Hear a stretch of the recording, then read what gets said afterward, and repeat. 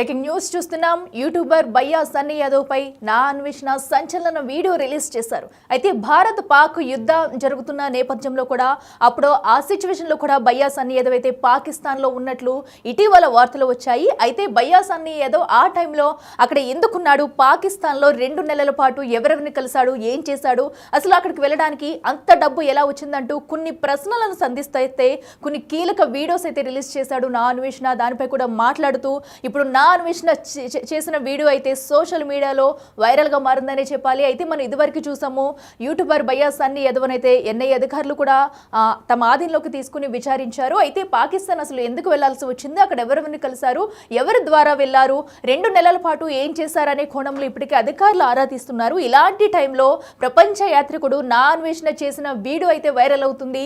So అసలు ఎందుకు వెళ్లారు ఏంటనే దానిపై కూడా నా అన్వేషణ అయితే కొన్ని కీలక వ్యాఖ్యలు చేశాడు. సో వీటిపై కూడా ఇప్పుడైతే ఒక సంచలనం అయితే రేగిందని చెప్పుకోవాలి. ఎందుకంటే అసలు తను ఎలా దొరికాడు, ఎందుకు వెళ్ళాడు, ఎవరిని కలిశాడు, ఎందుకంటే ఇప్పటికే మనం చూస్తున్నాము అటు పహల్గామ్ దాడి తర్వాత పాకిస్తాన్ నుంచి కూడా ఎదురవుతున్న పరిస్థితులన్నీ చూస్తూ వచ్చాము. అయితే ఎవరైనా గూఢాచారిగా చేసిన వాళ్ళపై కూడా ఇప్పటికే ఎన్ఐఏ ఫోకస్ పెట్టింది. దానికి సంబంధించి ఎవరిపైనైనా అనుమానాలు ఉన్న ప్రతి ఒక్కరిని కూడా ఎన్ఐఏ అధికారులు అయితే విచారిస్తూ వస్తున్నారు. సో అలాంటి టైంలోనే బయ్యా సన్నీ యాదవ్ కూడా 2 నెలలు పాకిస్తాన్లో ఉన్న విజువల్స్ చూసి అక్కడ తీసిన వీడియోస్ కూడా సోషల్ మీడియాలో పోస్ట్ చేశాడు. సో ఈ నేపథ్యంలో బయ్యా సన్నీ యాదవ్ అయితే చెన్నై ఎయిర్పోర్ట్లో రీసెంట్గానే ఎన్ఐఏ అధికారులు అయితే అదుపులోకి తీసుకుని ఒక పక్కన అయితే విచారణ జరుగుతుంది. సో ఈ లోపే నా అన్వేషణ చేసిన వీడియో అయితే వైరల్గా మారిందని చెప్పాలి. సో ఇప్పటికే మనం యూట్యూబర్ ప్రతి ఒక్కరి పైన కూడా నా అన్వేషణ గత కొన్ని నెలలుగా కూడా అటు బెట్టింగ్ యాప్స్కి సంబంధించి కానివ్వండి, ఇటు మరో పక్కన అయితే ఎలాంటి దాడి జరిగినా కూడా ఇటు యూట్యూబర్స్ పై కూడా నా అన్వేషణ అయితే విరుచుకుపడుతున్నాడు. సో అయితే ఎలాంటి తప్పు ఉన్నా కూడా దానిని అయితే ముందుగా సోషల్ మీడియా ద్వారా కూడా బయటపెట్టే ప్రయత్నం అయితే నా అన్వేషణ అయితే చేస్తున్నాడు. సో అయితే ఈ నేపథ్యంలో ఇదివరకే బెట్టింగ్ యాప్స్ పై గురించి కూడా నా అన్వేషణ అయితే సన్నీ యాదవ్ పై కూడా విరుచుకుపడ్డాడు వీడియోస్ రూపంలో. అయితే ఇప్పుడు కూడా సో పాకిస్తాన్ టూర్కి సంబంధించి కొన్ని కీలక విషయాలను వెల్లడించే ప్రయత్నం చేశాడు. సో అసలు ఎలా వెళ్ళాడు, అంత డబ్బు ఎక్కడి నుంచి వచ్చింది, ఎలా తిరుగుతున్నారు, ఎవరిని కలిశారు అంటూ కూడా ఆసక్తికరమైన వీడియో అయితే ఇప్పుడు సంచలనం రేపుతుందనే చెప్పాలి. సో అయితే అసలు అన్వేషణ ఏమన్నాడు, ఏ వీడియోలో ఏమేమి చెప్పాడో ఒకసారి చూద్దాం. హాయ్ అండి, అందరిలో ఉన్నారు. మన యూట్యూబర్ బయ్యా సన్నీ యాదవ్ని ఎన్ఐఏ పోలీసులు చెన్నై ఎయిర్పోర్ట్లో నేను అరెస్ట్ చేశారు. సో ఆ వివరాలన్నీ పూర్తిగా చెప్తాను, ఎందుకు అరెస్ట్ చేశారు అన్నది. దాంతో నేను పాకిస్తాన్ వీసా వచ్చినా నేను ఎందుకు వెళ్ళలేదు, తర్వాత టర్కీ వీడియోలు చేసి టర్కీ వీడియోలు నేను ఎందుకు అప్లోడ్ చేయలేదు, తర్వాత అజర్బైజాన్ వీడియోలు కూడా చేసి నేను ఎందుకు అప్లోడ్ చేయలేదు, పూర్తిగా వివరంగా చెప్తాను. చాలా ఇంట్రెస్టింగ్గా ఉంటుంది, ప్రతి యూట్యూబర్ చూడాలి. ఎందుకంటే అంత ఈజీ కాదు, చాలా ట్విస్ట్లు మెలికలు ఉంటాయి. ఈ అబ్బాయి గురించి నాకన్నా ఎవరికి తెలియదు, ఎందుకంటే తెలుసు కదా, గడిచిన 3 సంవత్సరాల నుంచి అబ్బాయి మీద కొట్లాడుతున్నాను బెట్టింగ్ యాప్ల విషయంలో. ఆ విషయంలో అబ్బాయి జైలుకి కూడా వెళ్ళాడు, మొత్తం పోలీసులు అరెస్టులు అన్నీ అయ్యాయి. సో మిగతాగా అన్నీ మాట్లాడుకుందాం. అసలు చాలా బాగుంటుంది, ఇంట్రెస్టింగ్గా ఉంటుంది. ఫస్ట్ అయితే ఒక లైక్ కొట్టండి, చాలా బాగుంటుంది. సో ఈ అబ్బాయిని ఎన్ఐఏ పోలీసులు అరెస్ట్ చేయడానికి గల కారణం ఏంటంటే, ఫస్ట్ ఈ అబ్బాయి పాకిస్తాన్ 2 నెలలు వెళ్ళాడు. వచ్చింది పాకిస్తాన్ నుంచి వచ్చింది, అక్షరాలుగా అబ్బాయి పోస్ట్ చేసింది చూసుకుంటే మనకి 10th ఏప్రిల్ వెనక్కి వచ్చారని ఉంది. చూస్తున్నారా, 10 ఏప్రిల్న వెనక్కి వచ్చాడు. సో 10 ఏప్రిల్ వెనక్కి వచ్చాక మన పహల్గామ్లో అటాక్ అయింది మనకి ఏప్రిల్లోనే, మీ అందరికీ తెలుసు. సో వచ్చిన 10 రోజులకే అటాకులు స్టార్ట్ అవ్వడంతో అందరి మీద డౌట్లు వస్తున్నాయి. సో పర్టికులర్గా వెళ్ళిన వాళ్ళ మీద చాలా మీద డౌట్లు. ఆ విచారణలో భాగంగాన జ్యోతి మల్హోత్రా అనే కేసు మీ అందరికీ తెలుసు, పట్టుకున్నారు. చాలా ఇన్వెస్టిగేషన్ చేసి నిర్ధారణ అయింది అమ్మాయి స్పైగా పనిచేస్తుందని. ఆ విధంగా ఎవరైతే పాకిస్తాన్ వెళ్ళారో సో వాళ్ళందరినీ ఇన్వెస్టిగేషన్ చేయడం మొదలుపెట్టాడు. సో మనోడు వెళ్ళాడు, అయిపోయింది ఓకే. కానీ మనోడు ఏంటంటే వచ్చిన వెంటనే ఏప్రిల్ 10న లాంచ్ అయ్యాడు. మనం అప్పటికి బెట్టింగ్ యాప్ ఉధృతంగా ఊపు మీద ఉంది. మనోడికి ఆల్రెడీ కేసులు మనం మార్చి 5వ తారీఖున బెట్టింగ్ యాప్ మీద చేసాం. ఆ అబ్బాయి మీద వీడియో మార్చి 15వ తారీఖున చేసాం మనం. సో మార్చి 15వ తారీఖు అబ్బాయి మీద వీడియో చేసాం. సో మార్చి 22వ తారీఖున లుకౌట్ నోటీసు, తెలంగాణ పోలీసులు లుకౌట్ నోటీసులు జారీ చేశారు. సో మనోడు ఏప్రిల్ 10వ తారీఖున వచ్చాడు. సో లాయర్లు పెట్టుకొని బెయిల్ తెచ్చుకొని, లాయర్లు బెయిల్, ఎందుకంటే పడిన సెక్షన్స్ అన్ని చీటింగ్ సెక్షన్స్. ఎందుకంటే అబ్బాయి ప్రమోట్ చేసిన బెట్టింగ్ యాప్స్ నాకు తెలిసి ప్రపంచంలో ఎవరూ చేసి ఉండడు, తెలుగు రాష్ట్రాల్లో ఎవరూ చేసి ఉండరు. ఈ అబ్బాయి చేసిన అన్ని ఇల్లీగల్ బెట్టింగ్ యాప్స్ నా దగ్గర ఉన్నాయి. నా దగ్గర 20 ఉన్నాయి అబ్బాయి ప్రమోట్ చేసిన ఇందులో. సో అవన్నీ నేను వేరే ఛానల్లో పెట్టాను, మీరు చూసుకోవచ్చు. సో ఇప్పుడు మీకు అర్థమైంది కదా. సో ఈ విధంగా వచ్చి రాగానే మన తెలంగాణని అంటే పాకిస్తాన్ నుంచి వచ్చినంటే కేసులు అటెండ్ అయ్యి బెయిల్ తెచ్చుకొని అన్నీ చేసుకుని అంతా బాగుంది. సో ఈ బెయిల్ తెచ్చుకుని అంతా అయిపోయాక పెహల్గాము అటాకులు చూసి ఇంకా ఇదే పాకిస్తాన్కి దీనికి మంచి సరైన సమయం అంటే మనం వెళ్ళిన పాకిస్తాన్ వీడియోలు వైరల్ అవుతాయనే ఉద్దేశంతో మనం అప్లోడ్ చేయడం మొదలుపెట్టారు. అక్కడికి వెళ్ళాం. నా కళ నేను అడుగుతున్నది క్వశ్చన్ ఏంటంటే నా కళ. ఇప్పుడు ప్రపంచంలో 197 దేశాలు ఉన్నాయి. నువ్వు తిరగాలంటే 197 దేశాలు కళగా పెట్టుకోవాలి, కానీ పాకిస్తాన్ దేశం వెళ్ళడం మన కళ అని అనకూడదు. అబ్బాయి అంటున్నాడు కళని, మనమే అనంత కళ అంటే ఒకళ్ళ కళ ఉన్నా కూడా చెప్పకూడదు. ఎందుకంటే మన దాయాదుల దేశం శత్రు దేశంతో అది మన కళ, అది బొంగు భోషణం అని అనకూడదు. ఒకళ్ళు ఉన్నా కూడా మనసులో దాచుకోవాలి. ఎందుకంటే ఒక సోషల్ ఇన్ఫ్లుయెన్సర్గా మనం కళ అన్నామంటే మనం చూసి 10 మంది పాకిస్తాన్ వెళ్ళడం నా కళ, ఆడికి కళ కాబట్టి నా కళ ఆడి కళ, ఆ కళావతి నా కళావతి అని చెప్పి కళావతి ప్రోగ్రాంలు అవుతాయి. కాబట్టి ఈ పాకిస్తాన్ కళ డ్రీమ్ ప్రాజెక్ట్స్ అవి మాట్లాడకూడదు. ఈ అబ్బాయి చిప్రి యాక్చువల్గా ఏంటంటే ఒక క్రేజీ మైండ్తో ఉంటాడు. బెట్టింగ్ యాప్లు కానీ ఎవడు ఎలా పోయినా, దేశం ఎలాగా పోయినా, ప్రపంచం ఎలా పోయినా నాకు అనవసరం, నా డబ్బు నాకు కావాలి. సో ఇప్పుడు ఎన్ఐఏ ప్రధాన సమస్య ఏంటి అంటే క్వశ్చన్ అడుగుతుంది, సోర్స్ ఆఫ్ ఇన్కమ్ ఏంటి, అక్కడ దొరికిపోతారు మనడు. ఇప్పుడు ఈ అబ్బాయి ఛానల్ ఓపెన్ చేసుకుంటే గడిచిన 3 సంవత్సరాల్లో ఉల్లిపాయలకి టమాటాలకు వచ్చిన వ్యూస్ కూడా లేవు అంటే అర్థం చేసుకోండి. అసలు గడిచిన 3 సంవత్సరాల నుంచి ఒక్క వీడియో కూడా వైరల్ లేదు. వాళ్ళ నాన్నగారు వృత్తి మెడికల్ షాపు, ఓకే, వాళ్ళ నాన్నగారు మెడికల్ షాప్, తమ్ముడు చిన్నోడు.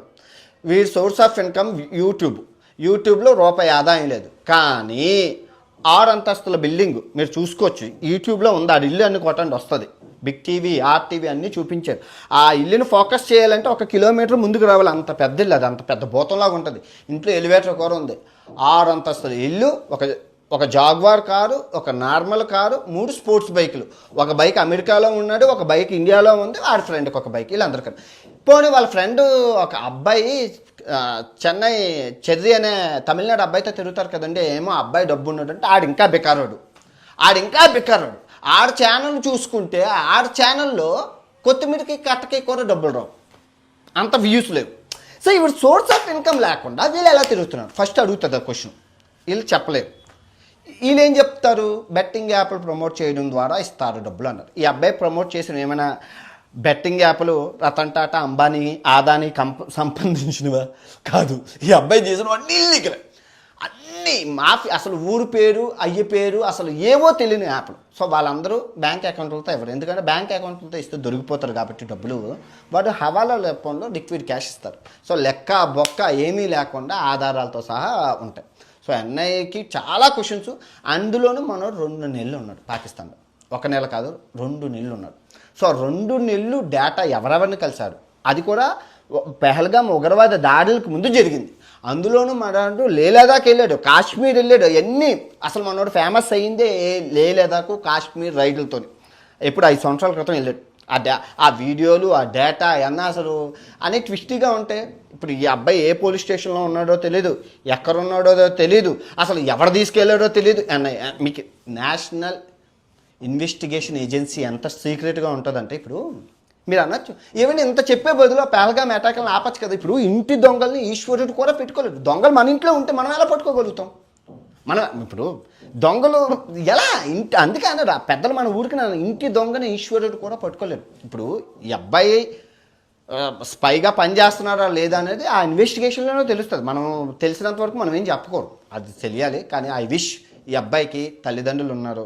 ఈ బెట్టింగ్ యాప్లో ఆదాయం వస్తుంది అనే సోర్స్ ఆఫ్ ఇన్కమ్ ఆలోచనలోనే జాగ్వార్ కారు కొన్నాడు, స్పోర్ట్స్ కారు.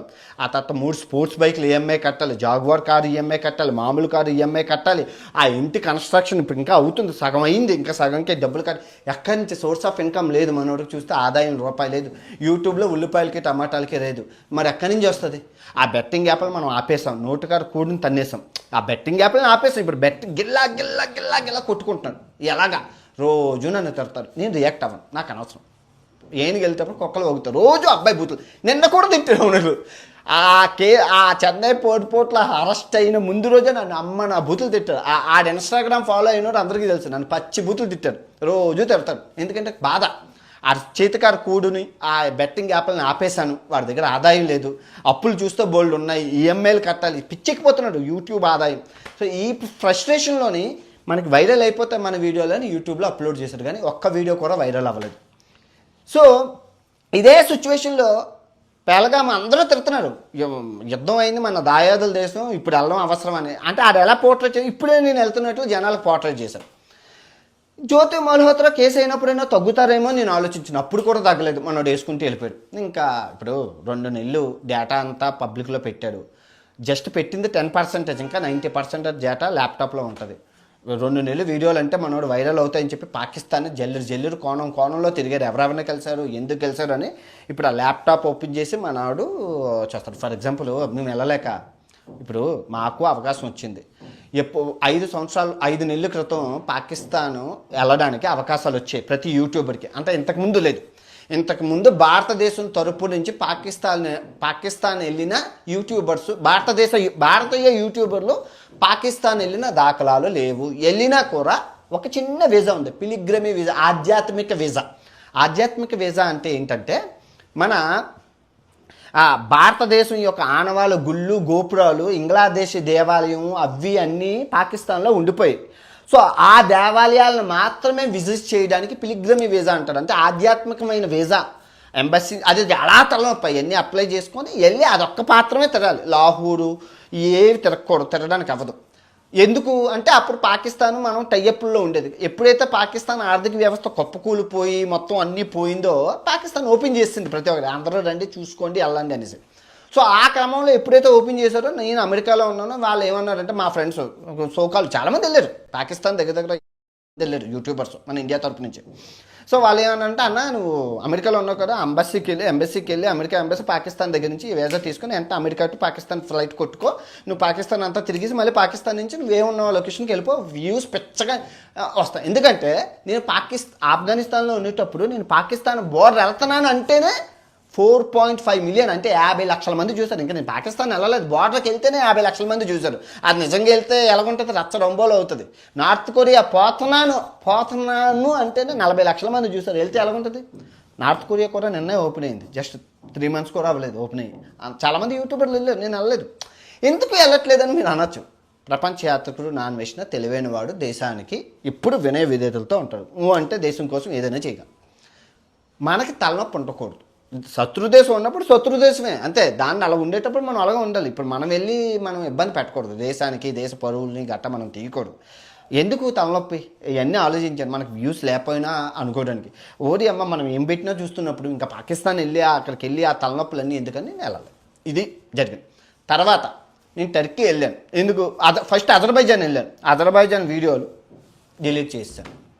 ఎందుకు డిలీట్ చేశాను, టర్కీ వెళ్ళాను. జస్ట్ ఈ దేశం ఇప్పుడు ఉన్న ఇప్పుడు నేను ఆఫ్రికా ఒగాండా దేశంలో ఉన్నాను. ఆ ఒగాండాకి ముందు నేను టర్కీ నుంచి వచ్చాను.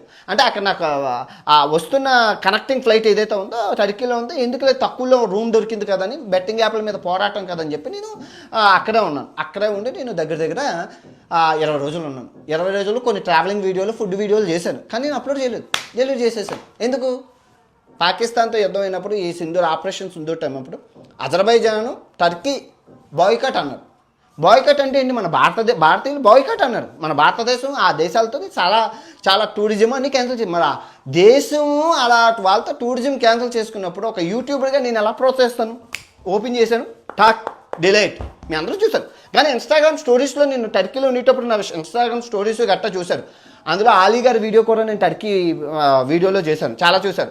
ఆశిష్ విద్యార్థి గారు కూడా వెనకాతల వీడియోలు ఫోటోలు గట్టా తీసుకునేటప్పుడు మీరు చూశారు. అది టర్కీ అనమాట, ఇస్తాంబుల్ ప్రాంతం అదంతా. సో దేశానికి ఇబ్బంది పడేవి మనం ఏం చేయకూడదు, అది మీకు ఇప్పుడు అర్థమైందా. సో ఐ విష్ ఈ అబ్బాయి సేఫ్గా బయటికి రావాలి, ఎటువంటి మచ్చ లేకుండా. కానీ ఇక్కడ మనోడి దగ్గర చాలా బొక్కలు ఉన్నాయి. ఎందుకంటే లిక్విడ్ మన ఈ బెట్టింగ్ యాప్లు చేసి చాలామంది అండి, ఈ అబ్బాయి చేసిన బెట్టింగ్ యాప్లో ప్రపంచం ఎవరు చేయలేదు.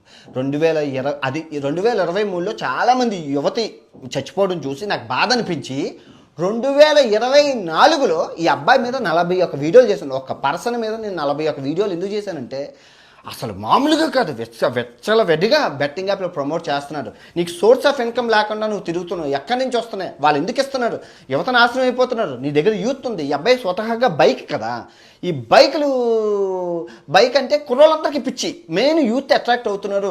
జస్ట్ దయచేసి చేయి, కానీ వాళ్ళ పేరెంట్స్ని కూడా తిట్టాల్సి వచ్చింది. చాలా బాధ అనిపించింది. ఎందుకు తిట్టానంటే ఏమో తగ్గిపోతారేమో అని. కానీ నా మీద 2 కేసులు అప్పుడు 2024లో పడ్డాయి.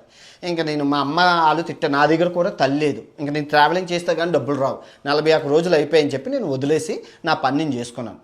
మంచి సోర్స్ ఆఫ్ ఇన్కమ్ ఉంటున్న టైంలో ఇంకా అది పాట. మళ్ళీ 2025లో మరీ స్థుతి మించిపోయాడు.